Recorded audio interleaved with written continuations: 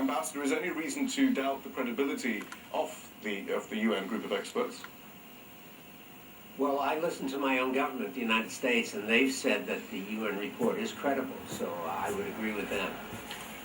Would everyone else concur with that here in the studio? Yes, I mean, it's not only corroborated by the group of experts, but we also have the intelligence sources within the region and SADC nation who had independent investigation on the issue, and they came up with the same conclusion, that Rwanda is in fact supporting rebel groups in the Congo, using their troops to come in to support them as well. All right, well our reporter in the region, Peter Grester, talked to Paul Kagame about the report. This was Kagame's response to the allegations. It is a fictitious report. When you keep talking about the report, I don't understand the report. Do these people even need weapons? They've been deserting with weapons. They are coming from government forces and moving with weapons. I don't have to give anybody weapons. It doesn't make sense. Secondly, this so-called rebellion, in fact, stands for nothing for us. If somebody just tried to think reasonably, what would Rwanda be looking for in this mess? Previously, we are working with the government. We are doing what so that means never mamu with the no kuta working together. Azowanga na pela miso makasi. Clearly, Kinshasa has very little control and has been apparently been losing control. I should not be accused of that. This is what I'm saying. No, I'm not saying that you are. That's what we are accused of. We should not be accused of this. Period. So what about that knee? I mean, this is all circumstantial. There might be some connection, but it's not government policy. Clearly, Rwanda does have an interest in some of the Rwandan rebels who are still being harbored or still have bases in the DRC. And anyway, it's true that perhaps the Congolese government did renege on some of its promises to the rebels. I mean, this is a DRC problem, actually. There's no question that the DRC has a role, and that the DRC government is not anybody's idea of the perfect, well-controlled government. But I think Paul Kagame's denials fly in the face of the evidence. If you listen to him carefully, everybody in the world is wrong. The UN is wrong, its own allies, the UK and the United States. As the ambassador mentioned, the US finds their reports credible. And this is only this year's report. We must remember that in 2010, we had the larger mapping report. So the record of Rwanda meddling in the DRC is long and credible. But the President Kagame, always denies that in the face of evidence. All right, well, having established that then, Ambassador Cohen, this does then bring up the US's role too, Paul Kagame. Earlier in the year, though, Susan Rice, the UN ambassador, was accused of trying to prevent this report from being released. And certainly in the past, the US has seemed to be loath to criticize Rwanda. How would you characterize their relationship? I think the relationship is very close, but it's starting to separate a little bit. The United States has a great deal of respect for Rwanda for several reasons. They have sent troops to work with the UN in Darfur. This is a very important contribution. Rwanda's military and the American military are very close, and Rwanda cooperates with intelligence gathering against extremist forces, jihadists in the region, and what have you. And Rwanda always supports American foreign policy in the United Nations and everywhere else. Plus, you have the element of genocide guilt. Under the Clinton administration, the United States did nothing to stop the genocide. So ever since then, there's been a reluctance, sort of a guilt feeling, do not criticize Rwanda. But as I said at the beginning, this is beginning to fray because the Eastern Congo is a tremendous humanitarian disaster, with all of these warlords and foreign governments and the Congolese governments doing terrible things to the people there. But are you saying any evidence of that, Kambale, that I mean, this time Ambassador or Secretary of State, Assistant Secretary of State Johnny Carson has said some rather tough things about Rwanda. About $200,000 in aid was prevented from going that way, which is hardly anything but symbolic, at least. Yes.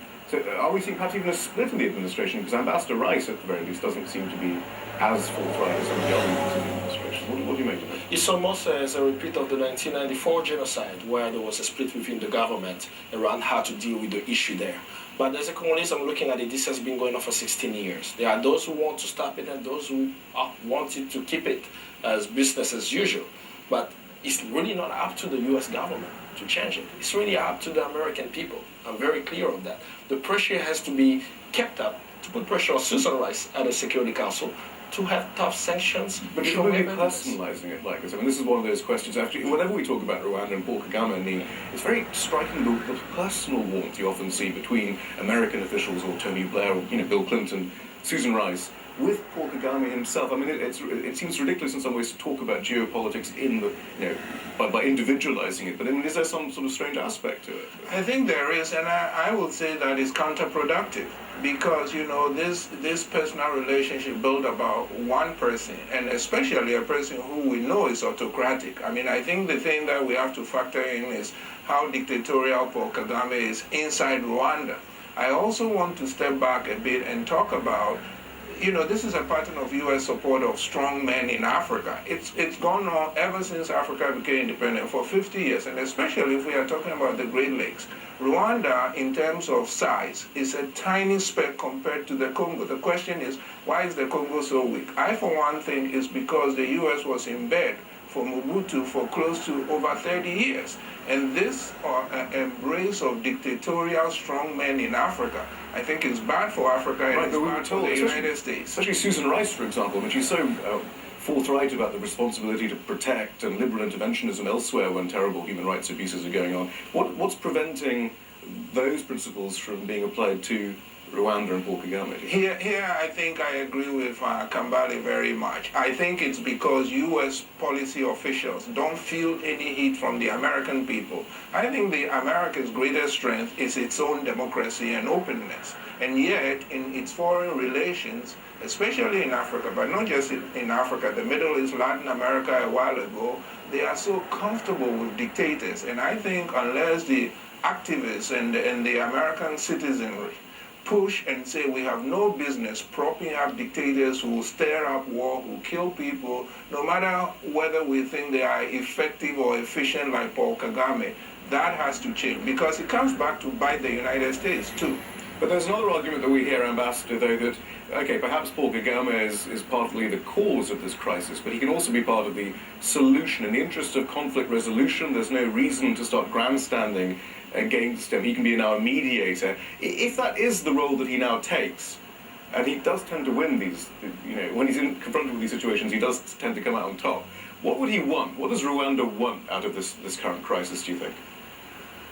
I think we have to remember that Rwanda has effectively controlled Kivu since its first invasion there in 1996. There was so from 1996 to 2002, Rwanda was a sovereign in Kivu. So they developed business relationships, commercial relationships, political relationships. People moved from Rwanda to Kivu to start farms and pastoral occupations. So all of a sudden, President Kabila of Congo says, I want you out now. He can't just kick them out because they've been running the place for all this time. So I think what Kagame is really looking for, and what I'm recommending, is an economic common market between Rwanda and the Kivus and the Ituri province, which means that all of this underground movement, this pillage that's going on now, can become regularized. And both the Congo and Rwanda could earn wealth from this. When I recommend this to Congolese, they always say, oh, you just want the breakup of the Congo. Well, I tell them it is already broken up. Kivu belongs to Rwanda. It does not belong to Kivu Ekoma Rwanda. At this point, we should also Mon ambassadeur américain and the mineral wealth of this region. Actually, I mean, just very quickly, I mean, how much control, how much cooperation is there between U.S. multinationals, U.S. business interests, and this region, as far as we know there? I mean, it's very apparent. Many companies do businesses there.